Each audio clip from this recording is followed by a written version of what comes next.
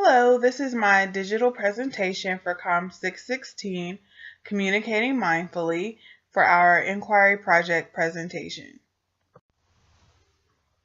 I chose to focus my project on interpersonal responsibility and divorce, and before I get into some of the findings, I just wanted to share a little personal about how I relate to this topic. Basically, my parents divorced when I was younger, and I was so young that I don't even really remember the process. But now that I'm older, and even as a teenager, is when I started to realize that it really did affect me and how I saw relationships and my connections with other people. On a positive note, after several years, about 10 years of no communication with my father, we recently did reconnect at the beginning of the year, and we have used some concepts of interpersonal responsibility in order to try to rebuild our connection in our relationship. So I was able to use that within the project as well. But now we'll get into some of the findings of interpersonal responsibility in divorce. For this project, I decided to focus on the parent-child relationships when it comes to divorce. And I did use our text, communication ethics literacy, dialogue and difference, as well as several articles including Treating Children and Families of Divorce, Communal Coping Dilemmas in Post-Divorce, Families Introducing Meaning Back into Coping, Feeling Caught, Communication Competence and Feeling Caught, Explaining Perceived Ambiguity in Divorce-Related Communication, as well as I used the film Mrs. Doubtfire. Here's a look at a few things that I pulled out from references that I thought were key to this project. The first relationships that children will foster are those with their parents. So that just shows you that, relationships with your parents are the foundation for your character, your growth and development, and your communication skills. So when divorce occurs, it really affects the children involved, and sometimes it can be in a negative way. A major change like divorce can interrupt the fulfillment of interpersonal responsibility, and especially in relation to the well-being of a child. 41 to 50% of first marriages in the United States end in divorce. And when you look at that number, you have to think a lot of those families have more than one child. And so that's affecting a number of our children that are growing up in these situations. And divorce can impact children socially, emotionally, mentally, and sometimes even physically. Some of the worst cases where children don't know how to cope is sometimes if they may attempt cutting or even go as far as attempting suicide because they just can't deal with the anger and the emotional issues that they have from their parents divorcing. And a child's lack of understanding can create emotional problems such as feelings of brokenness, aloneness, and feeling like the reason for the divorce.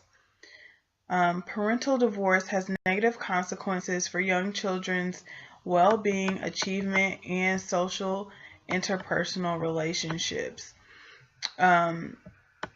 This is just sharing that, it affects the total child. It's not just one element that it affects, and also it's an ongoing thing. It's not just like the divorce happens and you get over it. It's something that continues throughout not only the rest of those adults' lives, but the children's lives as well.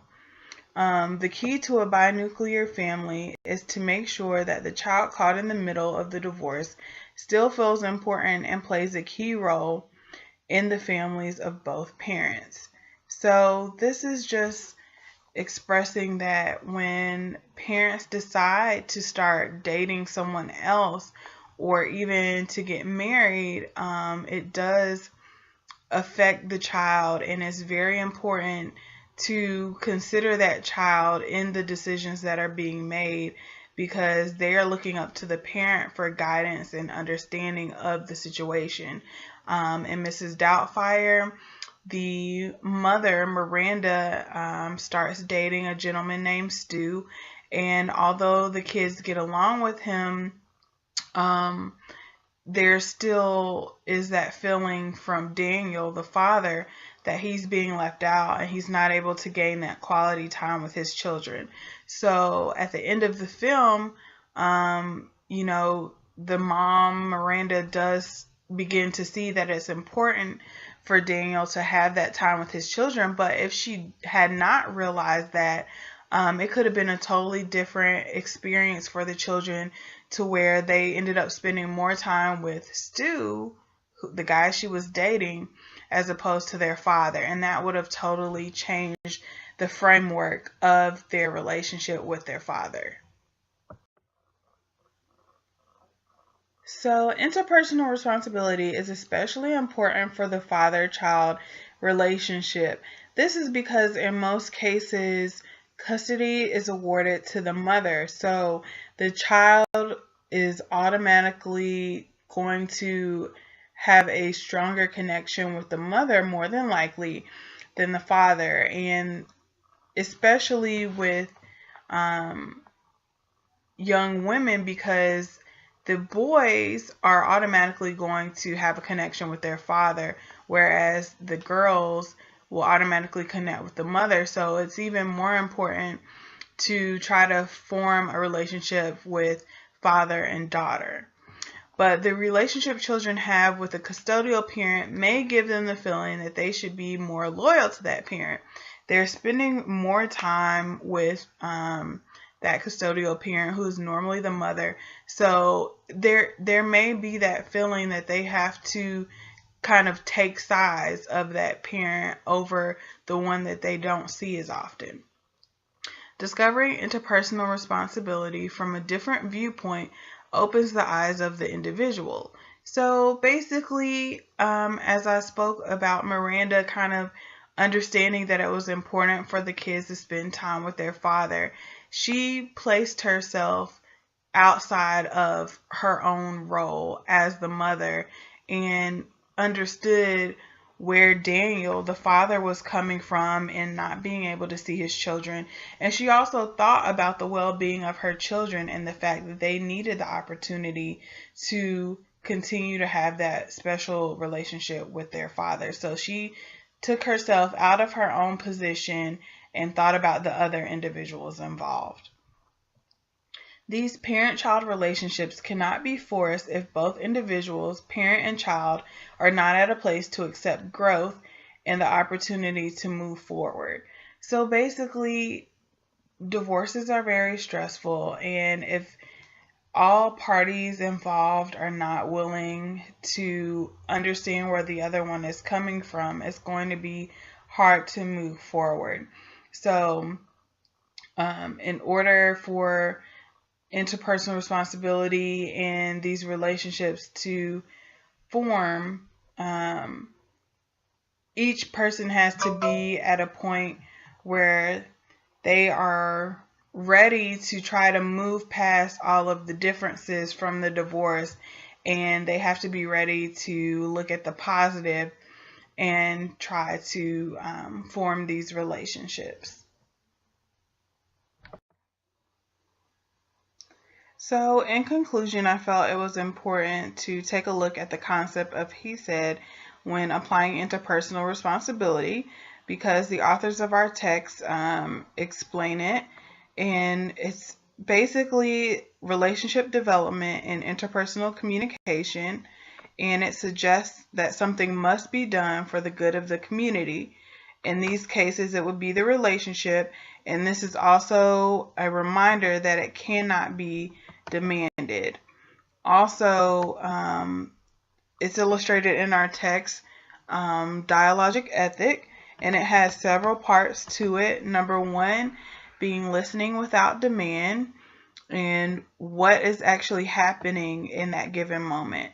Number 2 is attentiveness. What are the coordinating grounds upon which stand the self, the other, and the historical moment? Number 3, dialogic negotiation. What temporal communication ethics answers emerge between persons, pointing to communicative options for action, belief, and understanding.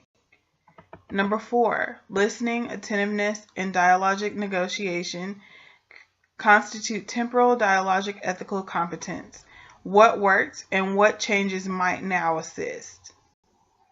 And finally, number 5, dialogic ethics listens to what is before the relational partners, attends to the historical moment, and seeks to negotiate new possibilities. Dialogic ethics is a conceptual form of marketplace engagement, ever attentive to conversational partners and their ground, the historical moment, and the emerging possible that takes place in the between of human meeting. So as the next step of my recommendations, I wanted to share what our authors explain in the text, which is, in interpersonal communication, the only long-term protection for the communicative partners is a commitment to a relationship nourished by, he said, relationship responsibility, enacted without response to the demand of the other, attentive to the demand of the proper name of a given relational connection. So the kids in the film Mrs. Doubtfire, Lydia, Chris, and Natalie, are the ones who actually figure out that Mrs. Doubtfire is in fact their father. Chris is actually the one who finds Mrs. Doubtfire first, and he has a hard time dealing with the fact that this has been his father the whole time. Someone that he's grown a relationship with is actually someone that he already knew.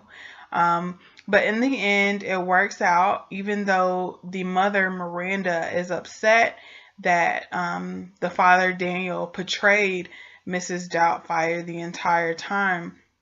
She begins to realize why he went to those lengths to try to be with the children, and it was an effort of interpersonal responsibility.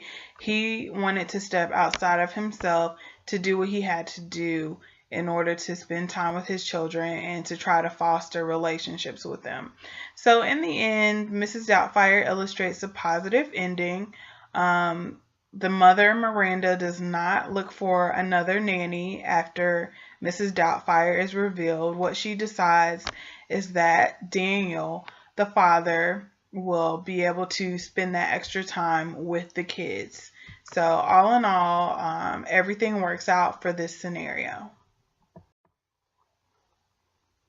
So I believe that films are an avenue to explore and tell the stories of children of divorce and demonstrate the importance of forming strong, positive relationships with both parents after a separation or divorce.